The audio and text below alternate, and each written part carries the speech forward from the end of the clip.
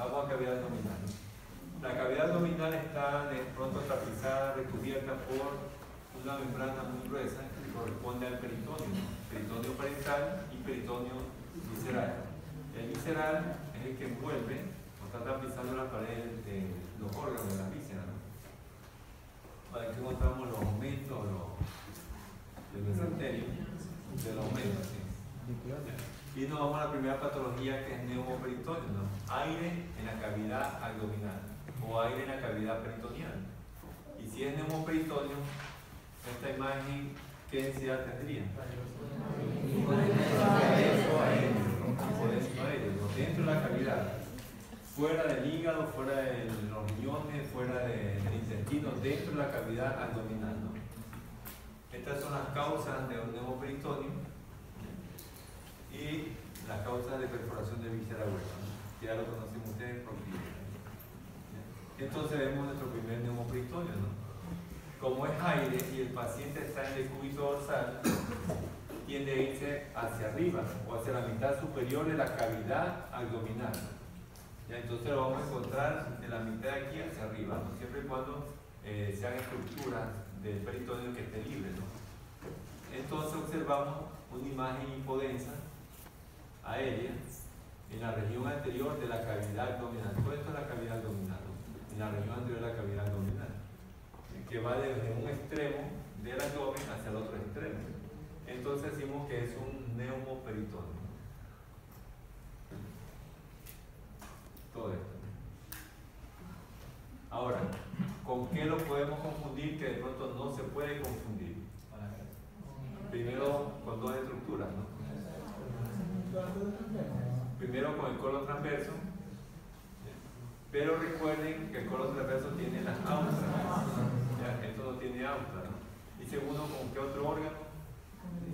Con el estómago, pero recuerden que el estómago se localiza acá, ¿no? Solo acá, no se puede entender por delante del hígado, ¿no? Doctor, hay un líquido aéreo, ¿no? Entonces, ¿qué sería ahí también? Hemoperitoneo. Ya vamos al líquido, ya vamos al líquido. Vamos a ver otro igualito al líquido. Seguimos. Acá vemos, pero con otra ventana, no una ventana de abdomen, sino que una ventana parecida a la ventana pulmonar, donde vamos a valorar el aire, ¿no? Y ahí vemos nosotros el contenido de imagen hipodensa aérea en la cavidad abdominal, ¿no? Esto es el neumoperitoneo, que los autores lo relacionan con el signo del balón de rugby, ¿no? ¿Ya? El balón que se parece al fútbol americano, ¿no? Correcto. ¿Cuál es el neumoperitoneo? Lo aquí. Esto no es, ¿no? ¿Por qué? Porque no es el estómago, ¿no? Entonces el neumoperitoneo se va a extender desde un lado, desde un extremo hacia el otro extremo de la cavidad abdominal, es decir, de la cavidad peritoneal. Y ahí vamos. Lo que estaba en medio era el ligamento. ¿Qué ligamento es el que viene del hígado? El ligamento Reforme. Redondo. Que viene del hígado y se pega a la pared. Sí. Falciforme. Yo tenía entendido que la cavidad de aire más el signo del ligamento falciforme da con el signo del balón de fútbol. Ah, y el balón de rugby. Sí. Nos vamos al líquido en cavidad abdominal que ustedes llaman ascitis, ¿no? Pero en el momento que encontramos líquido en cavidad abdominal, podemos sospechar principalmente en dos cosas, ¿no? Ascitis o hemoperitoneo, ¿no? Pero ¿quién sabe que el líquido que estamos viendo en cavidad abdominal es ascitis o es hemoperitoneo? Lo saben ustedes, ¿no? Los clínicos, ustedes tienen al paciente al lado, ¿no? Si un paciente es cirrótico, vamos a encontrar ascitis, ¿no? Si un paciente viene con un trauma abdominal, vamos a encontrar entonces hemo. Las dos causas principales, ascitis, hemoperitoneo. Y lo que vamos a observar es cirrosis hepática y una lesión traumática, ¿no? El líquido preferentemente va a estar localizado en algunos espacios que le llama por anatomía, ¿no? Pero más que todo se encuentra en los espacios pericólicos, derecho e izquierdo, o de pronto también perihepático si hacemos un corte tomográfico superior, ¿no? Acá perihepático o periesplénico, ¿no? O afectó hacia la cortina peritocólica. Esto lo hemos visto. Y acá tenemos, ¿no? Se observa contenido líquido o hipodenso líquido en cavidad abdominal, ¿no? Todo esto aquí, ¿no?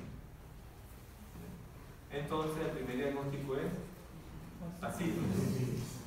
¿Y el segundo diagnóstico es? No. En esta tomografía, si hay ascitis, no puede haber hemoperitoneo. Cirrosis. ¿Ya? Cirrosis hepática, hígado pequeño de bordes irregulares. Segundo diagnóstico, ¿no? Ascitis y cirrosis. Aunque sea un hemoperitoneo, lo vamos a encasillar como ascitis, ¿ya? Como ascitis, como la neumonía, ¿no?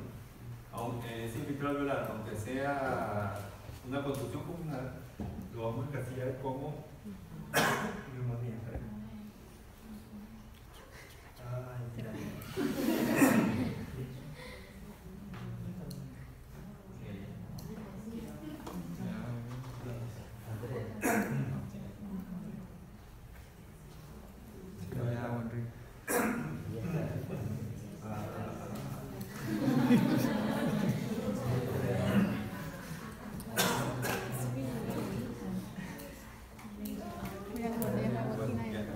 No, él acuerdo que se me cruzó con la otra, sí. No, a mí me operaron hace más de 15 años de cuerda vocal en Sota. Bueno, no me voy a probar tantas cosas. Tantas por aquí, un tumor por acá. Bueno, seguimos.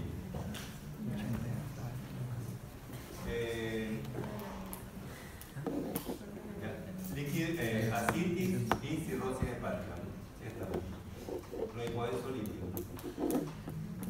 Entonces quedamos como ascitis, pero ustedes cuando ya sean los clínicos, cuando estén internados, ven al paciente, un trauma abdominal, entonces ya no sería ascitis, o sea, ese líquido en cavidad abdominal, entonces eso sería hemoperitoneo. ¿Sí? Hemoperitoneo.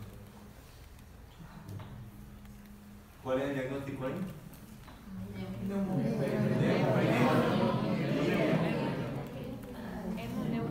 Líquido, ¿no? Líquido y aire. No sé cómo le dicen ustedes clínicamente. Bueno, este es líquido y esto aquí es neumo. ¿Ya? Es la que su compañero antes vio acá, ¿no? Esto, ¿no? Líquido y aire, ¿no? No que aquí era para ver más hemoperitoneo.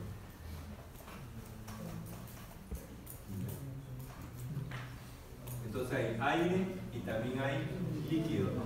Aire y líquido. Aquí no sabría decir si es que es ascitis y neumo, ¿no? O es hemo y neumo, ¿no?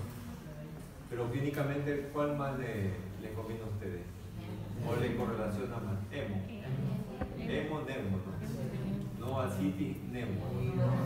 Porque va a haber una ascitis y va a haber neumo, ¿no? Prefiero tener un neumo con hemo, ¿no? Porque no, yo estoy pensando de manera clínica, ¿no? Por traumatismo. Por traumatismo. Sí, entró aire y también hay sacado, ¿no? O una úlcera. Hidroneumo también, ¿no? Hidroneumo. Sí, también hidroneumo. Sí, hay un término clínicamente que le llaman hidroneumoperitoneo, ¿no? Sí. Nos vamos al tubo digestivo, ¿no? Tubo digestivo, estómago, intestino y colon. Bueno, empezamos con el vólvulo gástrico, el vólvulo del tubo digestivo, que puede ser gástrico, de intestino delgado o de colon. Ya hemos visto los vólvulos, ¿no? El vólvulo gástrico puede deberse a la ruptura de los ligamentos, ¿no? Ligamentos superiores e inferiores, gastrofrénico, gastrofólico, gastrohepático y gastroesplénico, ¿no? Se rompen estos ligamentos, entonces el estómago gira, o se rompe el ligamento y todo se invierte, ¿no? Vamos a ver los tipos de vólvulos. Tengo este tipo de vólvulo en cual el estómago, porque son tres estructuras, estómago, intestino delgado y colon, esto es el estómago, se invierte. La curvatura mayor se va hacia el lado contrario, ¿no? Curvatura mayor, curvatura menor, fondo fondo, cuerpo y antro, ¿no? Debe estar del lado contrario, ¿no? Se invierte en forma de espejo, ¿no? Entonces, vendría a ser este volúmulo gástrico que se llama órgano axial. Se invierte, ¿no? ¿Por qué? Porque los ligamentos, el gastrohepático y el gastroesplénico se rompieron, ¿no? Y se invierte, ¿no? Se gira el estómago. Bueno, no tengo el otro volúmulo, que es el mesenteroaxial, pero sí lo hemos visto nosotros en el tránsito esófago gastrointestinal, ¿no? Donde el antro queda hacia arriba y el fondo hacia abajo, ¿no? ¿Sí? ¿Por qué? Por ruptura de los ligamentos gastrofrénicos y gastrocólicos, ¿no? Rota así de esa manera, ¿no? ¿Sí? Mesenteroaxial. No tengo tomografía de este caso. Y acá lo que nosotros observamos en el intestino, recuerden que el intestino son imágenes tubulares, en este caso con medio contraste, de un diámetro estándar, ni tan grande ni tan pequeño. Y acá lo que observamos es distensión aérea y líquida de asas intestinales. Todo esto es asa intestinal totalmente distendida, con engrosamiento de pliegue, engrosamiento de la pared que corresponde al edema interáceo, y que corresponde a un proceso inflamatorio intestinal. Pero en esta tomografía, como en la acá también, aparte de la distensión aérea líquida de asa intestinal, engrosamiento de pliegue, edema interáceo, que es la pared engrosada del intestino, tengo el signo del remolino. Cuando ustedes vean el signo del remolino, acá está el signo del remolino, ¿ya? Entonces se trata de un volúmulo intestinal. ¿Ya? Volúmulo intestinal. Correcto. ¿Ya? Visualicen el remolino. Volúmulo intestinal. ¿Ya? Ahora lo completamos, ¿no? Con la imagen que sigue, ¿no? ¿Ya? Ahí. Distensión aérea y líquida de asas intestinales, engrosamiento de la pared. Y vemos el signo de remolino. Entonces sospechamos, o es como diagnóstico, el volúmulo intestinal. Porque el signo de remolino en tomografía de abdomen es patognomónico del volúmulo intestinal. Sin especificar qué intestino, o sea, si es intestino delgado o grueso, o qué segmento de intestino, es un volúmulo intestinal. ¿Bien? Entonces, el signo de remolino lo va a conformar los vasos mesentéricos. Estas imágenes tubulares son los vasos mesentéricos, que anatómicamente están pegadas o van en el mesenterio dirigidas hacia el intestino, ¿no? De esta manera, en forma de abanico. Pero cuando hay un volúmulo, el intestino se rota con el mesenterio, como la toalla, y si nosotros hacemos un corte axial, vamos a ver los vasos mesentéricos que dan vuelta, ¿no? Como espiral. ¿Ya? Pero los vasos mesentéricos se ven de manera totalmente individual, ¿no? Están rotando, siempre y cuando tengan medio de contraste se ve mejor, ¿no? ¿Ya? Entonces observamos el signo de remolino, ¿no? ¿Sí? ¿Ya lo vieron? Sí. Entonces vamos a ver en esta imagen aquí. Esto, ¿no? Si ven esta imagen en forma de remolino y en acá, esto es un volúmulo intestinal como diagnóstico, ¿no? Que está provocando un proceso inflamatorio obstructivo intestinal, porque es una de las causas de obstrucción digestiva, ¿no? Recuerden el esquema de causa de obstrucción digestiva, ¿no? El número 1 es hernia diafragmática, el 2 es hipertrofia pilórica, el esquema, el dibujo, ¿no? De las causas. Y ahí estaba el volúmulo intestinal. El remolino.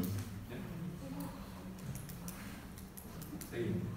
Nos vamos a la intussusección, ¿no? O invaginación, ¿no? Que es cuando un asa de menor diámetro ingresa en un asa de mayor diámetro. Las paredes comienzan a hematizarse y se provoca la obstrucción intestinal. Ahí vemos, ¿no? Invaginación, ¿no? Este es un procedimiento quirúrgico.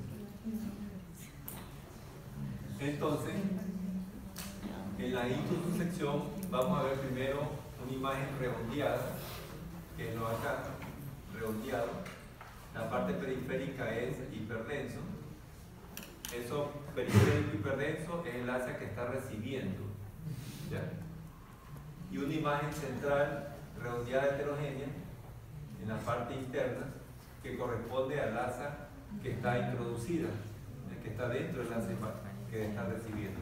Entonces corresponde a una invaginación intestinal. Lo mismo sucede acá, ¿no? Imagen redondeada, hiperdenso hacia la periferia, que es el asa que recibe, y el asa que ingresa es su hipodenso heterogéneo, ¿no? Con diferentes tipos de tonalidades de escala de grises, ¿no? Entonces corresponde como primer diagnóstico a una invaginación. ¿Cuál es el segundo diagnóstico?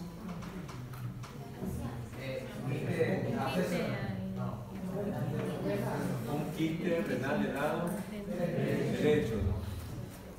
¿Por qué quiste? Hipodenso líquido, pared regular. Y porque es el riñón porque está relacionado con el riñón del lado derecho. ¿En qué fase está este riñón? Córtico ventral. Y como tercer diagnóstico, ¿cuál es?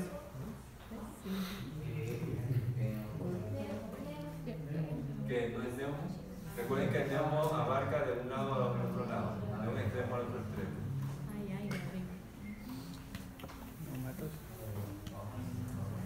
Primer diagnóstico, invaginación. Segundo, quiste renal del lado derecho. Y tercero,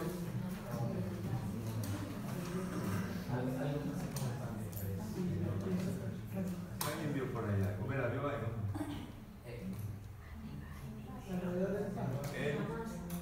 El vaso. El vaso. En el vaso hay múltiples imágenes hipodensas líquidas redondeadas, ¿no? Quiste esplénico, ¿no?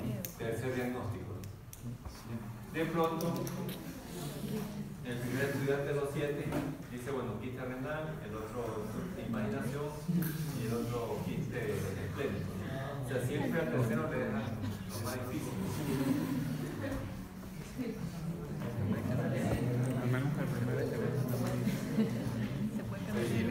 Fase córtico-medular. Nos vamos a los divertículos en colon, que son lesiones saculares que están en la pared del colon, preferentemente en el sigmoide o en el colon del lado izquierdo.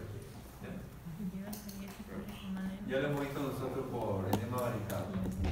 Y aquí lo vemos. ¿Qué porción del colon es este? El sigmoide, ¿no? Recuerden que el colon o el trayecto del láser puede ser así, ¿no? Esto aquí es transverso, estoy dibujando acá. Transverso, colon izquierdo, colon del lado derecho, ¿no? En tomografía, ¿no? Y si uno hace así, medio oblicuo o medio en forma de S, entonces es sigmoide, ¿no? Y la ampolla rectal cuando es atrás. El sigmoide, ¿no? Este es el sigmoide normal, pero sin medio de contraste, ¿no? Está colapsado. Aquí se observan múltiples imágenes patológicas de adhesión saculares que están a nivel de la pared del colon sigmoide, ¿no? Unas están con medio de contraste, otras están llenas de aire, ¿sí? O de pronto otras están sin aire, ¿no? Acá con llena de aire con medio de contraste, ¿no? Entonces son divertículos en el colon sigmoide, ¿no? Divertículos. ¿Cuántos divertículos observamos ahí? Dos, ¿no? ¿En qué colon? Del lado derecho, ¿no? Casi por el ángulo porque aquí viene transverso. Aquí más o menos estamos, ¿no? En la pared. Divertículo. Y nos vamos a la diverticulitis, que es la inflamación de los divertículos. O sea, es lo mismo, sino que hay que agregar otros cambios tomográficos, ¿no? Porque me indica que hay una inflamación. ¿Ya? Por lo general se produce por obstrucción, ¿no? A nivel de la base del divertículo. Y aquí lo vemos. ¿Qué segmento del colon es? Sigmoide, ¿no? Lo mismo, ¿no? Se observan múltiples imágenes patológicas de adhesión sacular en las paredes del colon sigmoide.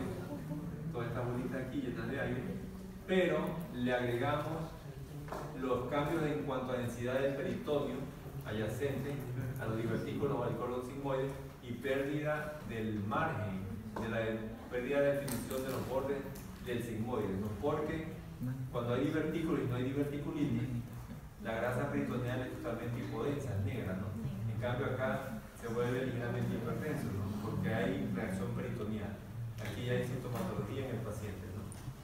Y aquí sí se define bien el contorno de un lado y del otro lado del sigmoide, en cambio en la diverticulitis, porque hay una inflamación, entonces se pierde el contorno, no se define bien el contorno del sigmoide, ¿no? Entonces corresponde a una diverticulitis.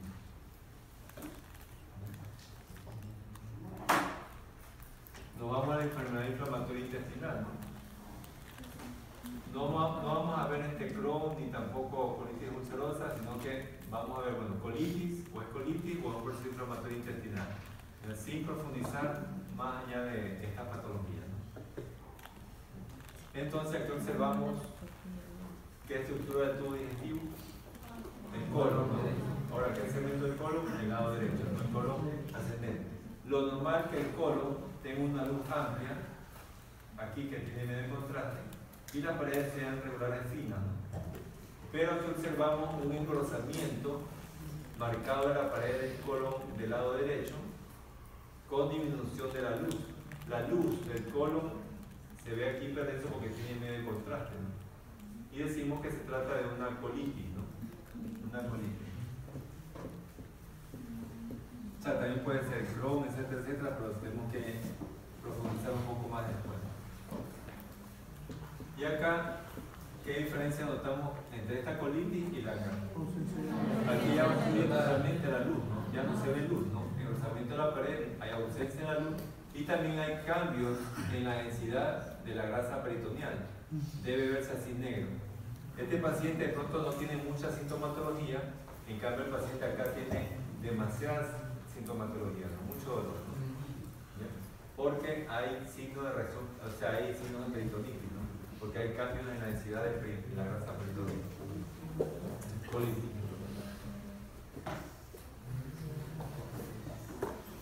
Acá hay distensión líquida. ¿De qué órgano de los tres? Intestino delgado, ¿no? Entonces observamos es engrosamiento de pliegue, engrosamiento de la pared o edema interasa con la extensión del intestino delgado. Si no encontramos signo de remolino o otro tipo de lesión o de imagen que me explique por qué los intestinos están así, nos quedamos con el diagnóstico de un proceso inflamatorio y obstructivo intestinal, porque está distendido el intestino, tiene engrosamiento de pliegues, tiene edema interasa, que es lo que nosotros describimos en una rayos X de abdomen, ¿no? Ahí faltarían los niveles hidroaéreos. Proceso inflamatorio intestinal. Pero no se van a quedar ustedes como clínicos solo con este diagnóstico, sino que tienen que profundizar más con otros estudios y saber por qué la obstrucción, ¿no? Para que el paciente quede o salga bien. Otro proceso inflamatorio es lo mismo, ¿no? Distensión aérea, líquida, asas intestinales, engrosamiento de las paredes, proceso inflamatorio intestinal. Y le agregamos un segundo diagnóstico. ¿Cuál es?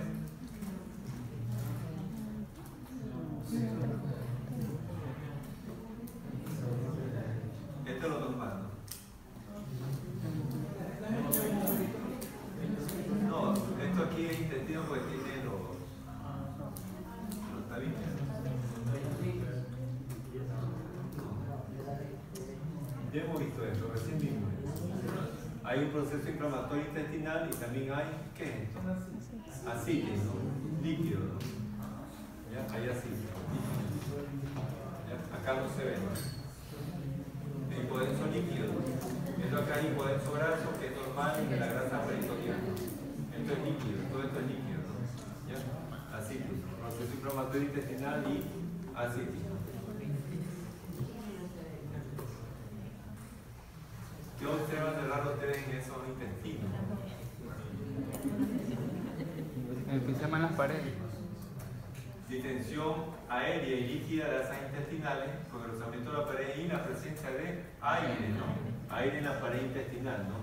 Aire. ¿Cuál es el diagnóstico? Algunos clínicos le llaman neumatosis intestinal al aire en las paredes, ¿no? Pero otros clínicos le refieren neumatosis intestinal cuando el intestino está lleno de aire, ¿no? En la luz, ¿no? Pero ¿cuál sería el diagnóstico? Cuando hay aire en la pared intestina. No, el diagnóstico como clínica, no uniendo lo que se ve por puede ser una enterocolitis lo que tiene el paciente, ¿no? Y la enterocolitis, ¿qué complicación conlleva? ¿Cómo se complica la enterocolitis?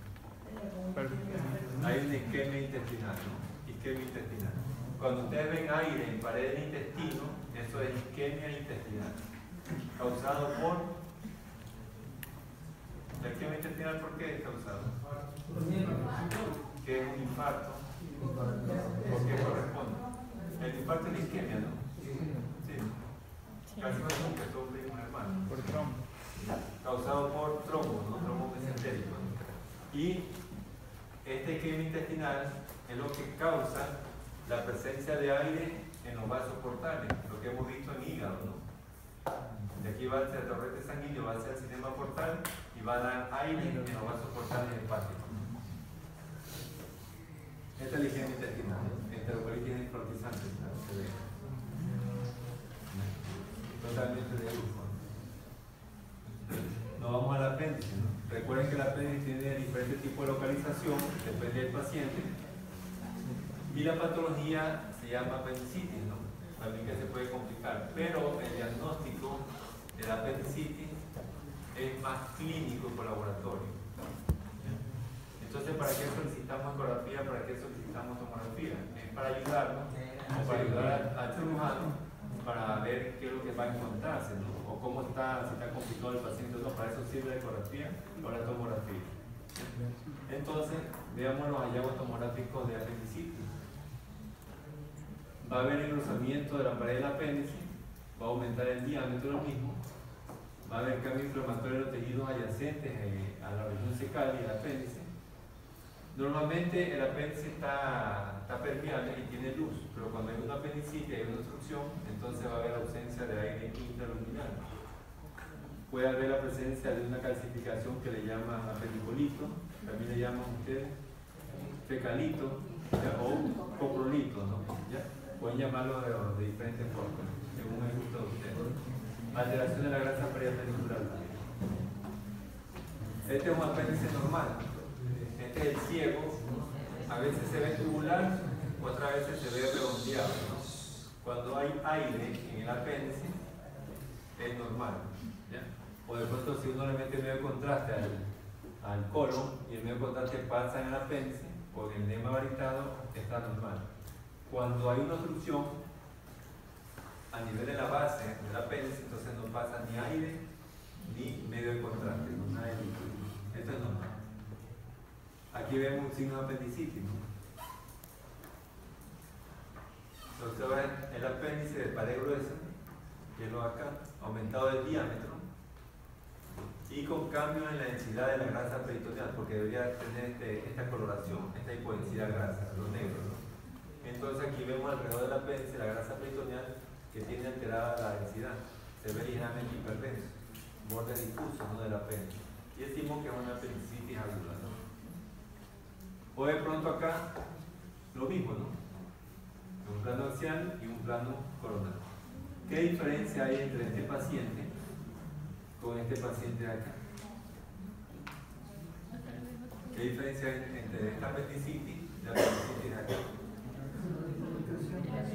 La localización. ¿Ya? Acá está por detrás del ciego, retrocecal, y acá está por delante del ciego.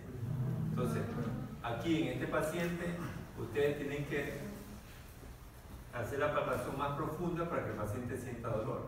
En cambio acá, aquí está la piel, solo con el dedo meñique y salta el dolor, ¿no? Porque está superficial. Aquí hay reacción peritoneal también.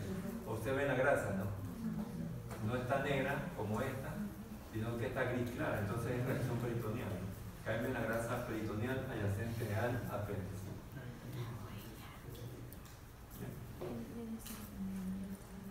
¿Qué es lo que está señalando la flecha?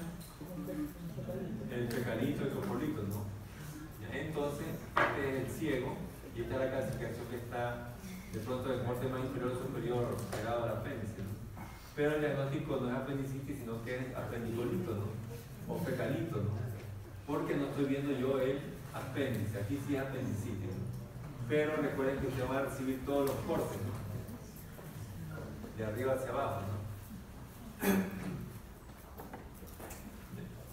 cuando se complica, una apendicitis cuando se perfora, se forman colecciones líquidas y podensas de paredes gruesas, ¿ya? Se acceda, ¿no? O también son los llamados plastrones, ¿no? Plastrones apendiculares, ¿no? Cuando ya ha aumentado el tiempo, ¿no? Y se complica. Nos vamos a otra patología, ¿no? Aquí se observa una imagen redondeada y podensa líquida de pared gruesa, pero que no tiene nada que ver con órganos o vísceras sólidas, ¿no? Porque el riñón está totalmente aparte.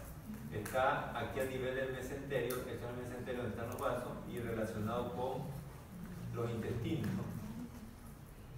Entonces se trata de una masa mesentérica, ¿no? La masa mesentérica puede ser quística, sólida o heterogénea, ¿no? Esta es la luz del intestino, la pared, y aquí está el mesenterio, ¿no? Aquí está pegada la masa al mesenterio, ¿no? Entonces una masa, un tumor mesentérico.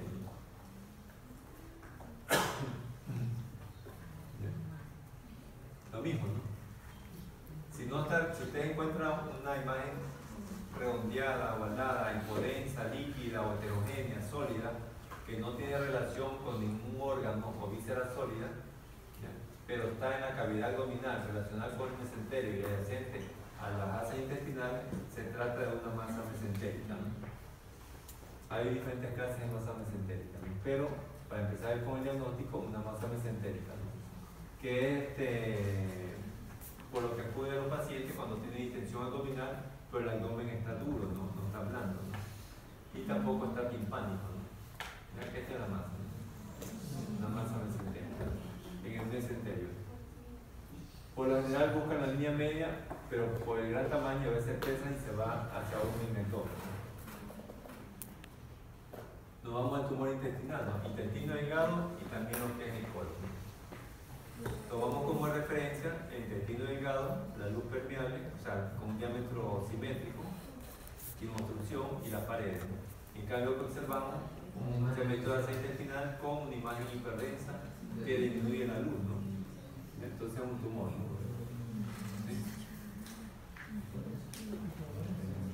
¿Sí? Hiperdenso. Gris claro. Gris claro, gris oscuro, ¿no? Tumor intestinal, intestino delgado. O de pronto, otra imagen hiperdensa, acá, ¿no? ¿En qué órgano? En el recto, ¿no? En el colon y en el colon, en la joya rectal, en el recto. Aquí va de la pared, no se ve pared acá. Acá tengo pared, pero acá toda esta tumoración viene de la pared hacia la luz. ¿Ya? Tumor en el recto. Y acá también, ¿no? En el sigma recto, ¿no? Recuerda el sigma con el contraste, pero aquí está esta imagen hiperdensa, ¿no? Con el paso del filadero irregular en medio del contraste, ¿no? Un tumor. Otro tumor, ¿en qué parte del tubo digestivo? Colon, ¿qué colon? Derecho, ¿no? Ascendente, ¿no? Acá. Con dimensión marcada de la luz, ¿no? Pero aquí tengo un diagnóstico diferencial, ¿no? ¿Con quién? ¿Con qué patología? Con lo que ya hemos visto, ¿no? Colitis, ¿no? Con la colitis. Entonces, casi tienen la misma apariencia tomográfica, pero la clínica lo que me va a indicar si es una colitis o es un tumor de úlcera de colon. Nos vamos a la aorta, ¿no? La aorta, sin medio de contraste, se la ve ligeramente hiperdensa, ligeramente claro, y tengo la vena cava inferior. La aorta con medio de contraste se vuelve totalmente hiperdenso, se pinta en medio de contraste. ¿Por qué no se pinta la cava? Porque todavía está en la fase arterial, está circulando por la arteria, y después cuando ya pase a los capilares distales, viene por retorno, ¿no? Hacia la vena cava. ¿Qué observamos ahí? Calcificaciones en la aorta, ¿no? En la pared de la aorta, ¿no? Calcificación. Esto es el cuerpo vertebral, ¿no? Con aire porque es un proceso degenerativo, ¿no? Calcificaciones en pared de la aorta. Y aquí observamos una aorta con un diámetro aumentado, ¿no? ¿Cuál es la aorta? Lo acá. tiene dos densidades, una densidad central hiperdensa, que es donde está viajando el medio de contraste, que eso le llamamos nosotros la luz verdadera, y una hipodensidad periférica, ya que está a nivel de la pared, ¿no? Eso se le llama luz falsa, ¿no? Esa luz falsa puede ser el trombo, ¿ya? Una trombosis, ¿ya? O de pronto también una disección, ¿no? Un área de disección de la arteria, ¿no? El aumento del tamaño del diámetro me indica que corresponde a un aneurisma de la aorta, ¿no? ¿Sí? Aneurisma de la aorta. En relación a la vena cava inferior, ¿no? Que está aquí al lado. ¿Qué es esto? El colon del lado izquierdo. De pronto no le pregunte el diagnóstico, ¿no? De pronto le pregunte qué es lo que estoy señalando aquí. Pero eso es más fácil. Vean otra mía, ¿no? Colon izquierdo, colon izquierdo. Observen acá, ¿no? Esta es la aorta y la vena cava inferior, ¿ya? Alrededor de la aorta y la vena cava inferior no se ve nada, ¿no? Pero acá nosotros observamos la aorta, cuando no veo mucho la cava inferior, pero se ven múltiples imágenes nodulares, ¿ya? En esta región anatómica. ¿Cómo se llama esta región anatómica del abdomen? Donde se encuentran también los riñones. Retroperitoneal, ¿ya? Es una región retroperitoneal, es el retroperitoneo, ¿no? Entonces, estas imágenes nodulares que se encuentran son ganglios. Entonces, son adenopatía retroperitoneal. ¿Ya? Adenopatía retroperitoneal. ¿Y en qué enfermedad encontramos adenopatía retroperitoneal? En los linfomas, ¿no? ¿Sí? Lo mismo, ¿no? Múltiples imágenes redondeadas o nodulares, sólidas agrupadas en retroperitoneo, ¿no? Adenopatía retroperitoneal. Viene del retroperitoneo, pero cuando la enfermedad progresa va hacia adelante, ¿no? Hacia la cavidad abdominal. Adenopatía retroperitoneal. ¿Qué ven de raro aquí en esta tomografía? No, ya no tienen que ver nada de raro, porque ya es la última clase. ¿Dónde está la alteración? En la pared. Esta es la pared normal del abdomen. Esta es la pared normal del abdomen. Pero aquí se ve esta imagen que corresponde a qué órgano. Tiene miedo de contraste. Intestino delgado. ¿Ya? Intestino delgado. ¿Qué le pasa al intestino delgado? Va hacia la pared del abdomen. Entonces hay una hernia. Entonces se observa un defecto en la continuidad de la pared abdominal. Este es un defecto, ¿no? De la continuidad porque no, la pared no está continua, ¿no? Por donde sale el ácido intestinal hacia la pared. Entonces decimos que es una hernia en pared abdominal. ¿En qué región? Esto es la cadera, ¿no? Inguinal. Inguinal del lado derecho. Otra hernia inguinal del lado izquierdo, ¿no? Alteración de la continuidad. Vean la pared como tiene que estar, ¿no? Un defecto en la continuidad, ¿no? Por ahí sale el ácido intestinal. Y acá observamos, ¿qué es esto? Pubis. Entonces esto aquí es contenido intestinal, este es el intestino, y esto aquí es un paciente masculino, ¿no? Entonces una hernia inguino-escrotal del lado derecho, ¿no? Una hernia inguino-escrotal. Lo normal, ¿no? Pubis, y acá no tengo nada, ¿no? Pero acá tengo intestino. Estamos en pared abdominal, ¿no?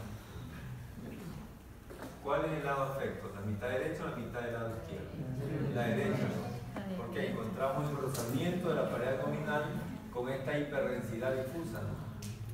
Ya cuando ve engrosamiento y algo hiperdenso, corresponde a un proceso inflamatorio en pared intestinal, en pared abdominal.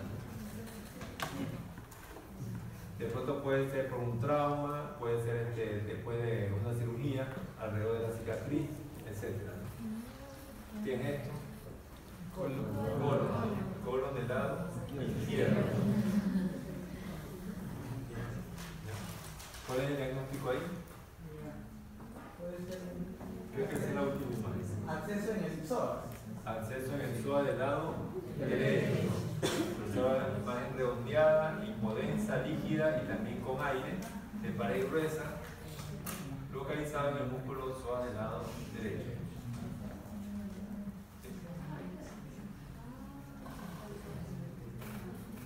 Aquí.